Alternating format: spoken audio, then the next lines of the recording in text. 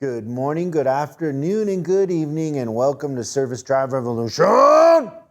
We have an exciting conversation for you today with Dr. Cialdini, the author of Influence, the Psychology of Persuasion, also the author of Pre-suasion, and just an incredible teacher and fan of human behavior.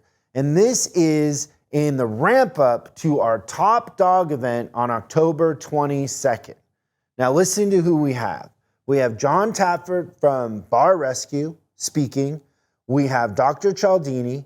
We have Chase Hughes, the author of the Ellipsis Manual, and celebrity trainer Matt Biamonte, plus much, much more, besides the fact that I'm going to be giving away my truck to the service manager of the year, even though it's a couple years because of COVID, it's been extended, but it all is going to happen on October 22nd and 23rd. If you don't already have your tickets, make sure you go to chriscollinsinc.com to sign up. Now, in my conversation with Bob, he gives us one little secret about how somebody got a job offer for every interview he went to just by doing one simple thing. And he talks about much more. So here is our interview with Dr. Cialdini coming up right now on Service Drive Revolution.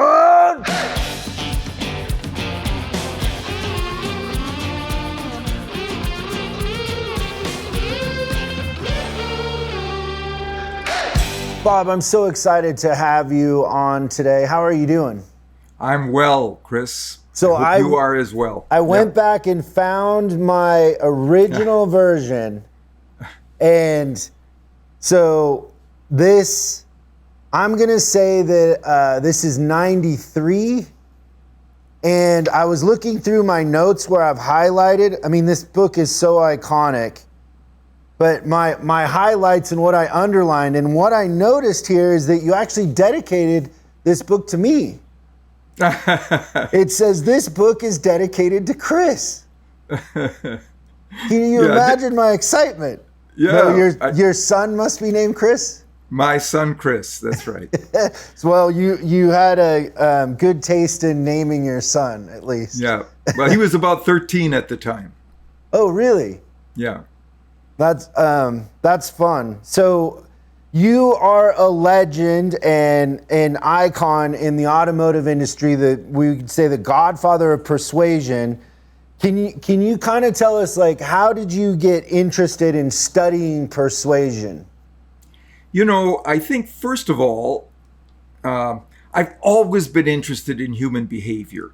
And this particular aspect of human behavior, persuasion, there's not a single person I've ever met who isn't interested in how to be more persuasive on the one hand, or how to recognize when people are trying to persuade us.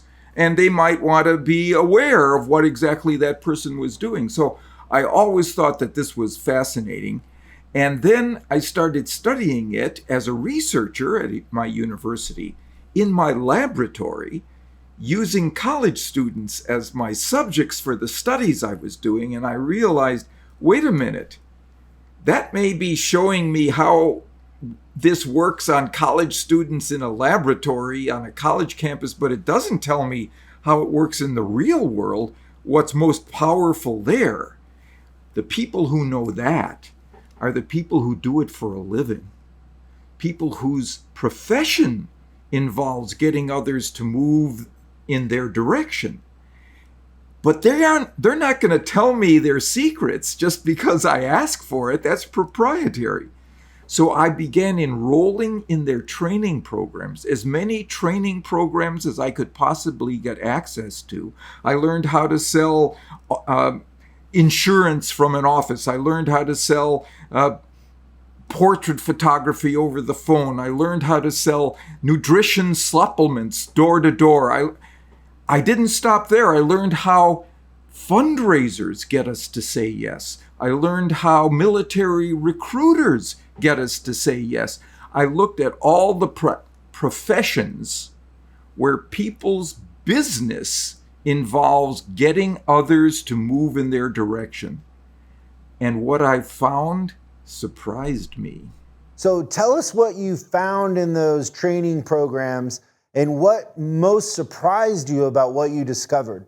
What I found that surprised me most is that there were only 6 universal principles of influence that were taught in every training program and in every profession, influence profession. And I decided, oh, there's a book here. People would want to know what those are. I put 1 to a chapter in that book that you showed us at the beginning, and it has sold more copies than I could have sensibly imagined because people are interested in persuasion. Yeah, it's on everybody's top 5 list. When I've done my videos on, top books, because people are always asking me what are the top books, it's up there with, Dale Carnegie's How to Win Friends and Influence People. It's, it's top 3 for me. So it's amazing that it's had that effect. I know that you plan on covering each of the principles in more detail during our Top Dog event, and you're going to talk about how they specifically apply to dealership service departments. But is there something else that you're going to include in your coverage of those universal principles of persuasion? There is. I also have written a book called The Small Big, right? What's the smallest change we can make in our persuasive appeal that will produce the biggest success in our persuasive outcomes for each of the 6 principles that I describe in the book and I will describe in the program. And you know something? When I describe these small bigs, when I say, and here's the smallest thing you can do to engage, let's say, the principle of scarcity, that people want more of those things they can have less of, those things that are rare, that are scarce, that are dwindling in availability. Here's the smallest thing you can do. You know what happens, Chris? What? The room falls silent. You could hear a pin drop. People want to know the smallest thing they can do that will produce the biggest effect. So in our program, in the Top Dog event, I'm going to talk about the 6 principles of influence, the universal ones. And I'm going to talk about the smallest thing you can do to harness the power of each of them.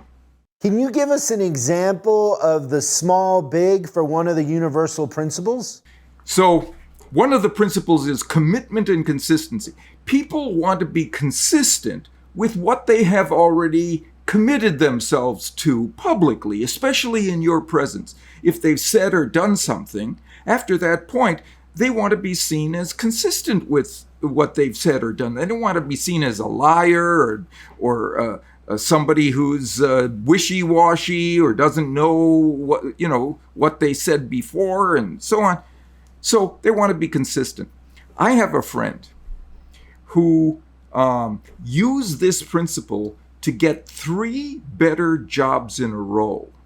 He would go into job interviews, where there was an evaluator, sometimes more than one evaluator, who are going to ask him questions and see if he's suitable for the job. And he was having no luck at all.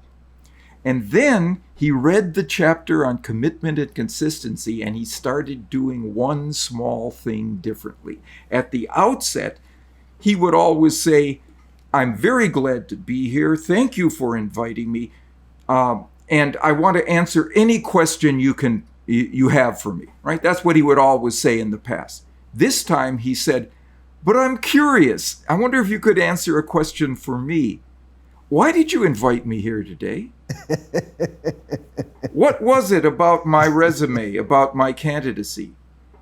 And he heard them commit themselves to his strengths. All the things that were positive about his candidacy and how it fit with the job descriptions and so on. And then those evaluators were committed to him, and they would be consistent with that throughout the remainder of the interview. He said he's gotten 3 better jobs in a row doing it this way. First, getting them to make a commitment to his strengths, the things that were positive about him. That's amazing. He was qualified for those jobs, right? Right. Because we're always talking about and always trying to get better at hiring. That's something you could use to get hired, but it's also something you can pay attention to when you're being interviewed. If somebody asked you that right off the top, it's genius. Or if you're evaluating somebody and you want them to really think well of you, you can ask the question, so what was it about our dealership that brought you here? Right? What is it about us that you see as a good fit? Now this person is making a strong commitment to you and will continue to feel that way compared to rivals that he might be interviewing with. Yeah, that's amazing. I love that. So I know that you've written the book Pre-suasion, so that's your latest book that you released. What's Pre-suasion, and are you going to talk about that as well at the event? I'm definitely going to talk about Pre-suasion, which involves arranging for people to be in a state of mind, to have a mindset that fits with the recommendation or request or proposal that you have yet to send to them, right? But you put them in a place, a state of mind that is congruent with the message you want them to adopt. And we'll talk specifically, for example, about how we can put customers in a state of mind that focuses on quality of a service rather than its price. All right? There's research that shows that if you can put people in that mindset, now they're going to make choices for quality over price in the remainder of the exchange. Yeah. The thing I love, Bob, about your books, Pre-suasion and Influence, is how they're just based on case studies. And you're doing it one way, this way, and then making a change, and then what effect did that change have on the average or on the benchmark? I love your style. We are so lucky to have you at Top Dog. One question, because I haven't looked, but I will. Who did you dedicate Pre-suasion to? I dedicated it to my grandchildren. Oh. All right. We're now at a point where I have grandchildren, and here's what I did to put myself in a mindset to write the best possible book I could, right? I put a picture of my grandchildren next to the computer screen where I was writing the book. And every time I looked over there, they were looking at me. And I knew that I dedicated this book to them. Oh. Chris, it had better be a good book. Yeah. Well, that's very sweet too, though. I mean, how lucky they are to have you put that much love and care into it with them in mind. That's special. It's really special. I just spent a long weekend with them. I hadn't seen them in a while. COVID is screwing everything up with grandparents and grandchildren, but I just spent a long weekend with them. And man, it was the right thing to do, because I was able to show them the new book and say, you see this book? I've dedicated it to you. That's fun. And when you have kids and you go into a library and you find that book, you take it down and you show it to your kids and say, you know what? Your grandpa dedicated this to me. Oh. They're going to love you. They're going to have a new respect for you. Is that a version of PreSuasion? It is. It's absolutely PreSuasion. I love that. That's so sweet, though. That's Years amazing. ahead. Are you living up to your fulfillment of a grandfather and spoiling them? Because that's your role. I am absolutely doing it. Their parents limit my time with them because they're not allowed to do that. You're supposed to be because I'm spoiling them. Yeah, give them candy, get them bouncing off the walls, and then give them back. Here's my rule. If they ask for something, I say to myself, is this going to harm them? If not, they get it. Their parents say, no, they can't get everything they want just because it doesn't harm them. No. Oh, that's the right way. That's what grandparents are supposed to do. That's so sweet. Well, thank you so much, Bob. It's so great to talk to you, and I can't wait until the Top Dog event.